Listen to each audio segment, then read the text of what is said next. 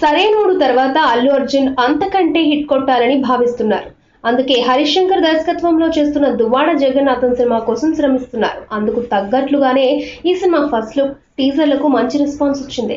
త్వరలో ఆడియోను కూడా నెట్ లో రిలీజ్ చేయనున్నారు. దిల్ రాజు నిర్మిస్తున్న ఈ మూవీ జూన్ 23న రిలీజ్ కానుంది.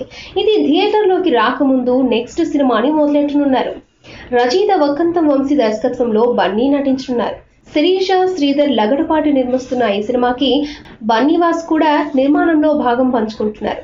కె నాగేంద్రబాబు సమర్పిస్తున్న ఈ చిత్రానికి నా పేరు సూర్య, నా ఇల్లు ఇండియా అనే పేరును చిత్ర బృందం పరిశీలిస్తోంది. యంగ్ సోల్జర్ గా అల్లు అర్జున్ నటిస్తున్న ఈ సినిమాలో తండ్రి పాత్రలో అర్జున్ నటిస్తున్నట్లు తెలుస్తోంది.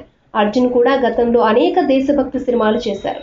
ఇది కూడా ఆ జానర్ కావడంతో వక్కంతం వంశీ సీనియర్ నటుడు అర్జున్ ని కలవడం, నటించడానికి ఆయన ఓకే చెప్పడం జరిగిపోయాయని తెలిసిందే.